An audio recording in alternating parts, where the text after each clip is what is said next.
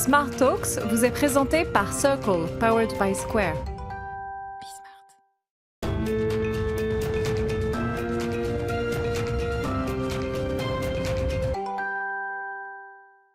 Bonjour à tous, ravi de vous retrouver dans Smart Talks, nouveau numéro pour dévoiler, vous connaissez notre émission, les stratégies des grandes entreprises, émission que j'ai le plaisir de partager avec Gus, le CEO de Circle. Bonjour Arnaud. Comment ça va ? Mais très bien toi. On va dévoiler évidemment les coulisses, les stratégies, parce que ça c'est votre spécialité de Monoprix, la grande distribution, le commerce, un modèle en pleine transformation. On en parle avec notre invité juste après le jingle. Et avec nous dans Smart Talks pour parler justement de ce modèle de grande distribution, Guillaume Sénéclause. Bonjour Guillaume. Bonjour Arnaud. Ravi de vous accueillir. Vous êtes le président du groupe Monoprix Naturalia et on va bien sûr parler avec vous du développement de ce groupe et des transformations évidemment. Il y a un leitmotiv dans ce que vous dites, transformer une enseigne en marque. Qu'est-ce que ça veut dire exactement ? C'est vrai, ma passion c'est les marques et transformer une enseigne en marque. Et Monoprix est une marque. Une marque, c'est quoi ? C'est plus qu'une enseigne. C'est-à-dire, au-delà de la valeur transactionnelle, il y a une valeur émotionnelle qui vient s'ajouter et qui fait que les clients, quelque part, ils disent « j'y vais aussi parce que j'aime cette marque ». Complètement. C'est un pari, enfin un pari. En tout cas, ça a été vachement bien fait parce que la marque Monoprix aujourd'hui, elle existe clairement dans le cœur et dans la tête des Français, des Parisiens. Moi, je vais te parler de la stratégie de la ville où Monoprix a été extrêmement efficace. Tu l'as dit, vous avez créé une belle marque, il y a des lieux de vie, on en reparlera. Néanmoins, la ville reste un endroit extrêmement concurrentiel. Il y a aussi bien au niveau du D2C où les choses sont arrivées, on a vu des rayons entiers, genre le pet food en D2C, ça a été une cata pour le retail et pourtant c'était un vrai produit d'appel. Il y a tout ce qui est le drive. Qu'est-ce que Monoprix met en place, enfin Monoprix de manière générale et Naturalia a mis en place pour adresser cette concurrence dans ce qui est votre cœur de métier, c'est la ville quoi. Alors, d'abord, merci de rappeler que Monoprix, c'est la locomotive du centre-ville en France, présente dans 215 villes, à travers différentes enseignes, que ce soit Monoprix, Monop Daily, mais également Naturalia. Ouais. Donc, les centres-villes, et avec 20 000 collaborateurs. Donc, une fois qu'on a dit ça, notre rôle, il est double. Il est d'offrir au client citadin ce qu'il veut, où il veut, quand il veut. C'est-à-dire dans les magasins, d'une part, mais aussi à travers tout un dispositif que l'on appelle omnicanal. C'est ça. Qui est votre spécialité d'ailleurs.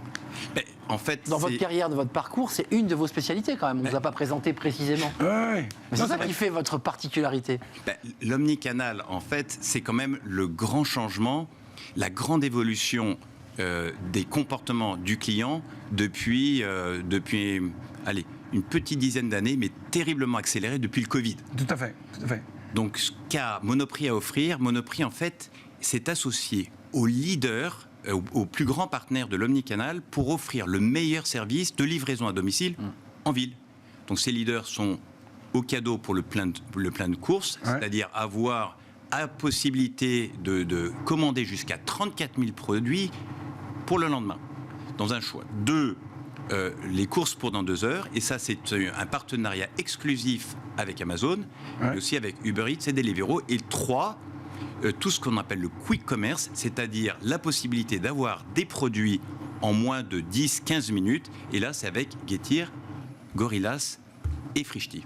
Alors, sur ces modèles-là, on sait à quel point ça reste encore des modèles extrêmement peu stables. On parle d'Amazon. Amazon, ils continuent à perdre de l'argent sur le delivery. Ils ont toute la partie cloud qui marche bien, mais sur ce métier-là, ça reste extrêmement compliqué. On a vu les gros changements dans tout ce qui est tous les acteurs Gorillas, Deliveroo, etc. C'est des boîtes qui continuent à fonctionner grâce au PI, donc tout ce qui est private equity. Les taux étant différents et que le monde de demain est différent de celui d'aujourd'hui, s'associer avec ces acteurs-là, comment est-ce qu'on voit une pérennité ? Parce qu'en fait, on s'assied avec des acteurs qui n'ont pas encore tout à fait trouvé leur business model. Ça n'empêche que c'est ça que le client veut. Comment est-ce qu'on gère ça en interne ? Gus, tu as dit 2 mots qui sont importants. Tu as dit l'omnicanal en début de conversation et le deuxième, le client. Moi, j'ai envie de les rassembler en un qui s'appelle l'omni-client, qui est notre stratégie chez Monoprix. C'est-à-dire palette de choix. la palette de choix, ce qu'il veut, où il veut, quand il veut. Donc, ce qui nous occupe avant tout, c'est le client. Donc, la question de fond, c'est y a-t-il un besoin du client d'avoir des courses rapides ? La réponse est oui. Tout à fait. Mais il y a un moment où tu te dois de t'arranger pour que tes suppliers aient un business model qui tienne la route. Parce que si en fait tu t'appuies sur des partenaires qui ont un business model qui est branlant, il y a un moment où ils vont prendre la claque. S'ils prennent la claque, tu la prends aussi, quoi. Alors Arnaud, tu me parlais d'expérience. Il se trouve que ce que l'on voit en France, on le voit dans beaucoup d'autres pays, et entre autres en Amérique latine, oui, où j'ai passé quelques années. Et là aussi, nous avons développé en partenariat, et ça il y a un peu plus de 5 ans, des associations avec des spécialistes de la livraison à domicile. Et ce business croît jusqu'à atteindre à un moment donné une masse critique, ouais, qui fait qu'il devient soutenable dans le temps. Moi, mon point qui est le plus important là-dedans, c'est s'il y a une demande client, à la fin, quand on gère bien, on arrive à trouver un modèle économique qui permet de le faire vivre. Dans ce que vous dites tous les deux, c'est intéressant parce que c'est l'omni-client. Je peux acheter en ligne, mais j'ai aussi envie de pousser les portes d'un magasin Monoprix parce qu'il y a un petit côté, je mets des guillemets, mais un peu Lafayette gourmet, premium, luxe. Est-ce que c'est ça le positionnement de Monoprix aujourd'hui ? C'est pas exactement ça. Non, mais justement, j'ai envie de comprendre où il se situe. C'est aussi ça, mais ce n'est pas ça. Nous, notre cible, ce sont les citoyens. Et même le cœur de la cible, c'est même la femme, puisque 80% des acheteurs sont féminins. Waouh ! Dans lequel incroyable. On peut trouver... ton public cible, c'est 80% de femmes ? C'est ceux qui achètent aujourd'hui. Incroyable. Parce que quand vous êtes en ville, vous avez en fait tout pour vous. 1, le textile, la maison. C'est vrai. 2, la beauté en centre-ville. Et 3, tout ce qui est l'alimentaire et aussi avec le frais. À service. Ça, c'est important. Donc, en fait, c'est un modèle qui est très vertueux, ouais, parce que d'un côté, l'alimentaire vous donne de la fréquence. Tout à fait. Et de l'autre côté, ça te donne de l'attraction. Tout à fait. Donc, l'un va avec l'autre, et c'est ça qui fait qu'on arrive à répondre aux besoins du client. Excusez-moi, j'en reviens à la qualité. Parce que quand on va chez Monop, pour ceux qui poussent la porte, je dis Monop chez Monoprix, il y a quand même une exigence de qualité, que ce soit le textile, que ce soit le frais. Est-ce que ça aussi, c'est un viatique, vous le portez, vous dites il faut pouvoir avoir des produits facilement accessibles, mais aussi de qualité? Alors, non seulement qualité et responsabilité. Non, c'est pas de qualité. Non seulement qualité et responsabilité. Je note que Arnaud, vous avez dit Monop. Donc je reviens sur la marque. C'est les clients qui ont baptisé Monoprix Monop. C'est vrai. On dit je vais à mon Monop. On dit pas je vais à mon. Prenez tous les noms concurrents, ça le fait pas. Vous prenez, c'est incroyable. Donc vous disiez, c'est quoi la différence entre une enseigne et une marque? Vous venez, Arnaud, de donner une. On vient de le définir. C'est exactement ça. Alors, allez-y, Guillaume.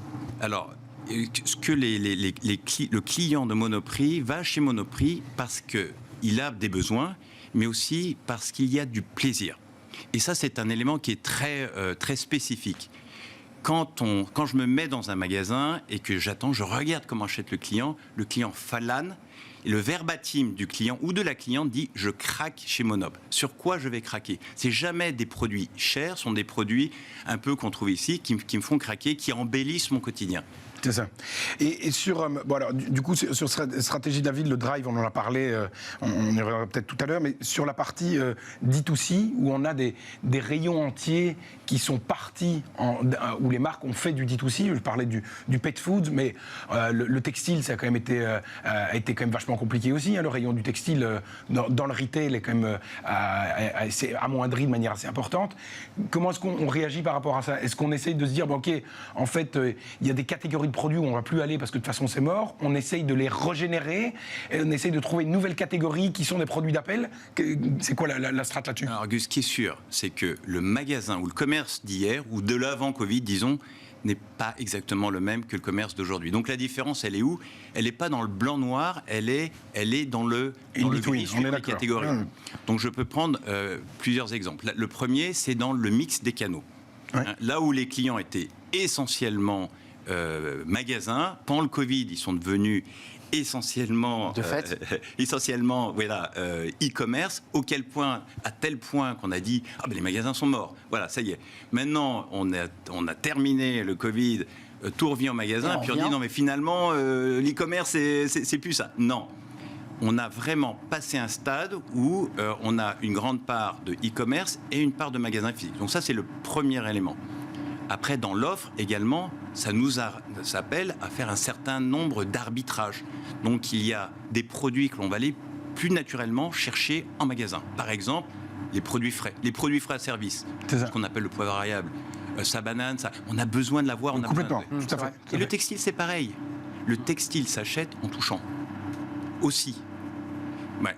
Une fois qu'on a dit ça c'est pour l'offre magasin, on développe par ailleurs une offre Internet aussi pour les clients qui veulent acheter leur textile à travers de Monoprix.fr. Guillaume, juste un mot sur l'inflation, parce qu'il ne faut pas négliger ce sujet. Il est là, il est devant nous, il est en ce moment, et il concerne tous les Français, tous ceux qui consomment. Vous avez bloqué des prix. Oui. Quelle est la stratégie sur cette question du prix et de l'inflation? Parce qu'il y a la qualité, mais on nous dit en même temps, attendez, s'il y a la qualité, il faut aussi payer le prix. C'est ce que dit le monde agricole, par exemple. Oui. Comment vous gérez l'équation là? Alors, c'est une équation qui est effectivement... c'est un défi à gérer, notamment en France, où c'est la première fois qu'on a eu une inflation des prix, cette année, comme on n'a jamais vu. Donc, on la gère en offrant déjà des produits de base au meilleur prix. Donc, vous avez cité les 300 produits à marque propre du quotidien, donc marque Monoprix, qui ont été, on va dire... on les a fixés, les prix figés depuis le mois d'octobre, et on s'est engagé. On était les premiers Monoprix d'ailleurs à avoir... c'est pas Carouf qui est passé en premier à avoir annoncé bloqué, et qui sont bloqués aujourd'hui, et qui sont bloqués jusqu'au mois de juin. Okay. Jusqu'au mois de juin. Donc là, vous avez les mêmes produits, si vous les prenez. Le prix ne bougera pas. Voilà, depuis la fin septembre, et ça jusqu'au mois de... Ça, c'est le numéro 1. Numéro 2, je vais prendre un exemple sur la qualité et le prix pour répondre précisément à la banane. Donc, le choix de Monoprix sur la banane est d'avoir une banane bio, fair trade. C'est-à-dire qu'il y a une garantie aussi pour les producteurs, mais aussi une garantie de qualité, mais de ne pas en avoir d'autres. La banane est à 1,99. Le prix de la banane est en train d'augmenter. Le prix aussi est fixé. Ça ne fait même pas partie des 300 produits et on n'en fait pas la publicité.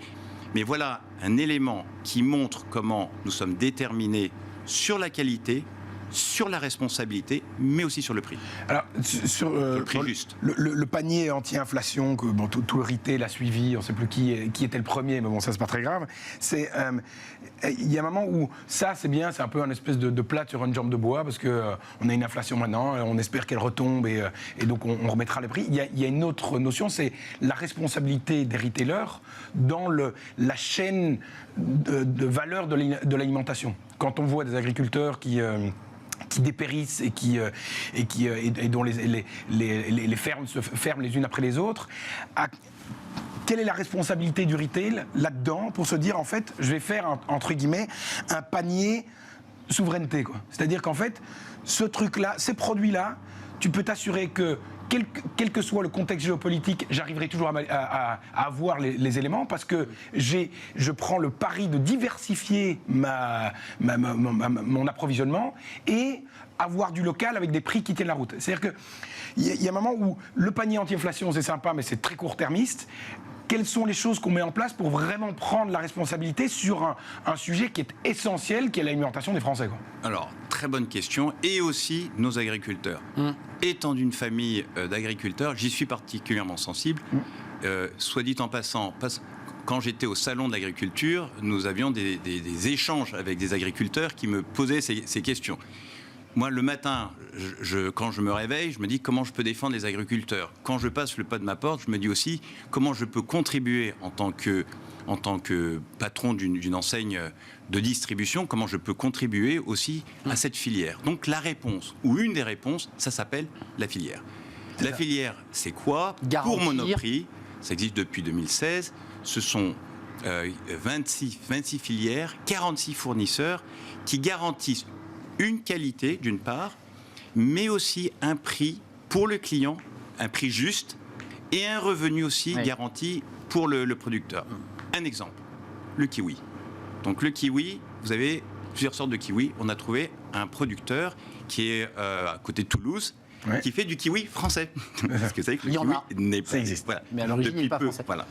Donc, avec ce producteur, nous avons développé jusqu'à 3 types de kiwi. Le kiwi jaune, que tout le monde connaît, le kiwi vert, que tout le monde a, et le dernier petit nez, qui est le kiwi rouge, qui a été lancé cette année en exclusivité chez Monoprix. Grâce à quoi ? Grâce à cette alliance privilégiée et directe que nous avons avec le terroir. Mais alors, pour continuer dans cette responsabilité que le retail a dans la filière, on voit la problématique qu'il y a sur le sujet et que sur le long terme, il est urgent et important qu'elle subsiste. Est-ce qu'il y a un moment les retailers qui se mettent autour de la table et qui disent bon, écoutez, on va faire un truc, on va tous serrer un peu la vis, on va prendre un peu sur nos marges, on va essayer de mettre ça, faire payer le consommateur, mais il faut qu'on prenne notre part de responsabilité pour maintenir cette filière à flot. Parce que avant, elle survivait avec des subsides, des machins. Maintenant, on a une espèce de compétition internationale qui fait que... Ils existent toujours, hein, il y a toujours la PAC. Tout à fait. Mais il y a un moment où il faut qu'on puisse trouver des choses qui soient durables, on va dire, sur ce truc-là. Est-ce que Ça, c'est durable, non ? Je sais pas. Oui, mais c'est nouveau. Mais si chacun des retailers fait un peu son truc de son côté, est-ce qu'il y a des actions communes pour se dire, écoutez, les mecs, on va essayer de faire un truc ensemble ? Alors, est-ce que ça passe par une action qui est commune ou est-ce que ça passe en direct ? Pour moi, il vaut mieux que ça se gère en direct avec chacun des producteurs ou avec, d'offrir le produit du terroir jusqu'à l'assiette du client. Voilà, c'est ça le plus vertueux, c'est l'ultra local. Je voudrais répondre à d'une autre façon aussi, c'est par rapport au bio. C'était ma question. Parce qu'il y a un trou d'air du bio là quand même. Hein. Oui. Consommateurs qui tournent le dos, c'est plus cher. Est-ce que vous garantissez à la fois à ceux qui nous regardent peut-être agriculteurs, les filières, et est-ce que vous dites quoi qu'il en coûte, c'est le cas de le dire, on continue à soutenir le bio et il y a des agriculteurs qui arrêtent le bio parce qu'en fait c'est plus c'est pas vivable. C'est pareil que pour l'e-commerce. Au début du Covid, on nous a dit aux agriculteurs, mais il faut que vous fassiez du bio. Mais comment se fait-il que vous n'avez pas du bio ? Sauf qu'il faut entre 3 et 5 ans pour changer un champ en bio. La conversion, oui. Voilà, et puis il y a beaucoup de contraintes, ça coûte cher de le faire. Enfin, c'est un effort énorme qui est demandé aux agriculteurs. Et puis voilà, termine le bio, vient l'inflation, on dit mais non, mais finalement le bio, ça compte plus. Il faut... Voilà. Alors, chez Monoprix et Naturalia, nous avons pris la décision de protéger la filière. Ça veut dire quoi ? Ça veut dire de maintenir déjà les produits en rayon, de ne pas déréférencer, hein, donc ça c'est le point numéro 1. Okay. Et le point numéro 2, de trouver des aspérités pour refaire revenir les clients dans les rayons. Par exemple, Naturalia a tout un plan justement de prix d'attraction pour que le client aille chercher... voilà. Et je te challenge un tout petit peu là-dessus sur le fait de travailler en groupe. Tu me parles typiquement de je vais pas sortir un produit du rayon parce qu'il coûte trop cher. Si tu as l'entièreté de la filière du retail qui dit nous, en fait, sur ce type de produit-là, on ne va pas déréférencer, ça donne une vraie bulle d'air à la filière agricole. Si tu as juste Monop qui dit moi, je promets, je déréférence pas, et que les autres le font, le mec, il se retrouve quand même avec 80% de sa prod sur les bras. Et donc, en fait, on ne soutient pas. Le fait d'avoir des actions communes, il y a quand même un truc qui est bénéfique, non ? Il y a chacun des distributeurs, lui aussi, a son action. Donc, si Monoprix a ses filières, les autres, aussi. Voilà. Est-ce qu'il faut que tout bénéficie à la même personne ? Je ne crois pas. Non, on est sur des petites exploitations qui parfois même n'ont pas les volumes nationaux pour tout. Donc il vaut mieux faire du 1 par 1 pour protéger les agriculteurs. C'est très fragmenté en fait comme marché. En tout cas, c'est la vision de Monoprix. Juste un mot, Naturalia, Monoprix, parce qu'on entend qu'il y a l'idée de garantir la banane, c'était l'exemple bio, une variété qui est garantie à un prix fixe. Comment Naturalia existe en proposant lui-même ses produits, et comment vous vous distinguez ? Parce que c'est intéressant, la stratégie que vous menez sur Naturalia. Il faut qu'il y ait des produits un peu différents, forcément. Alors, Naturalia a des produits différents. Je rappelle, Naturalia, c'est le leader en centre-ville du bio. Et maintenant qu'on élargit un peu plus, les produits, on va dire, naturels, sans pesticides. Voilà. C'est bio et pas que, mais toujours avec les garanties des meilleurs produits pour la santé. C'est ça. Mais bon et sain. Bon et sain. Et différent de ce qu'il y a dans les rayons de Monoprix, d'évidence. Ils sont différents parce que déjà, c'est un réseau de distribution qui est différent, dans lequel les fournisseurs qui vont chez Naturalia ne peuvent pas aller dans ce qu'on appelle la grande distribution plus classique. C'est ça. C'est ça. Donc les produits sont bien différents. Pour rester dans la RSE, toute la partie sustainability, en gros aujourd'hui, une boîte quand elle fait de la sustainability, elle a 3 choix. Ou bien elle vient le faire parce que elle vient adresser l'efficacité de l'entreprise, ou bien elle arrive à l'adresser, à le mettre au niveau de la top line, c'est-à-dire que c'est le consommateur qui vient porter le truc, ou bien je le fais juste parce que j'ai le right to play, quoi. Si je le fais pas, je peux pas le faire. Les entreprises, après on peut faire beaucoup de greenwashing, si ça rentre pas dans ces cases-là, c'est un petit copec qu'on met de côté pour faire plaisir. Aujourd'hui, quand Monoprix vient adresser l'environnement, c'est quoi la principale poche sur laquelle ils essayent de leverager? C'est de se dire, je vais faire de la sustainability parce que je vais vraiment être en mesure de pouvoir le faire porter par mon consommateur. Est-ce que je dois le faire parce que j'ai des grosses poches d'efficacité à aller chercher, ou je le fais juste parce que je vois les lois qui vont me tomber sur la figure, et si je le fais pas maintenant, ça va m'écraser, quoi. Ou les 3 en même temps, d'ailleurs. Ouais, alors forcément, il y a un peu des 3, mais c'est quoi aujourd'hui le vrai game changer au niveau de ce D'abord, c'est une conviction profonde qui ne date pas d'aujourd'hui, qui date déjà du début des années 90, quand Monoprix a été le premier à lancer le bio, et puis après Monoprix Bio, sur le marché, 91 et après 94. Donc, la culture de Monoprix a toujours été d'anticiper les tendances, on va dire le quart d'heure d'avance, pour pouvoir répondre aux besoins du client. Il se trouve que, comme on l'a dit au début tout à l'heure, Monoprix est dans le centre des villes. Et dans le centre-ville, c'est un point névralgique, en fait, où il y a le plus de tensions et de besoins des clients. Besoin pour des produits sains, où là, il y a la pollution, voilà. Il y a tout un nombre d'éléments, de facteurs qui donnent envie, et le client de centre-ville est celui qui a le plus d'attentes. Et Monoprix, donc naturellement ancré dans le centre-ville, a été parmi certainement les premiers à répondre à ces attentes. Mais est-ce que le réglementaire vous challenge? Parce que c'est quand je parle de la sustainability, on parle là je suis en train de parler des frigos, par exemple. Le fait de se dire, en fait, on va adresser la consommation des frigos. Je le fais parce que mon consommateur va être prêt à payer son yaourt plus cher parce que je vais remplacer tous mes frigos. Je le fais parce que le gouvernement m'a dit qu'il fallait le changer, sinon je ne peux plus le faire. Ou bien je le fais parce que je me rends compte que j'ai un vrai gain d'énergie et du coup je vais le faire. Le coup de... Et là je suis un peu... le coup de dire non, je le fais parce que j'ai des convictions, il n'y a pas une entreprise du CAC qui ne dise pas en fait nous on fait ça par conviction. Etienne, tu as un PNL avec des actionnaires et il faut que ça rentre, quoi. Guillaume, très bien. Réponse. Avec des preuves. Oui. Donc, sur la partie, on va dire, réduction là, des gaz à effet de serre, puisque c'est ça, et la consommation. Donc, effectivement, cette année, donc, j'ai annoncé que d'ici 3 ans, nous allions réduire encore de 13% nos émissions, notre consommation électrique. Mais cela faisait suite à une réduction de 20% sur les 5 années précédentes. C'est ça. Qui a entendu parler de la réduction sur les 5 années précédentes? Personne. Donc, vous voyez, on l'avait fait par conviction. Voilà, maintenant que vient, on demande de parler, on dit non seulement on va là, mais on va aller plus loin. Ouais. Et là, à ce moment-là, on le communique. Mais on ne le communique pas, voilà, c'est pas la communication qui est le driver. Juste un petit mot, parce qu'il nous reste peu de temps. Un mot, 20 000 collaborateurs, vous l'évoquiez tout à l'heure. Un mot sur le recrutement, parce que là, on parle de stratégie, mais dans la stratégie, il y a aussi les stratégies de recrutement.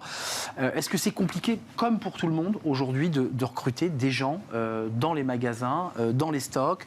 Est-ce que ça reste, au moment où on se parle, compliqué?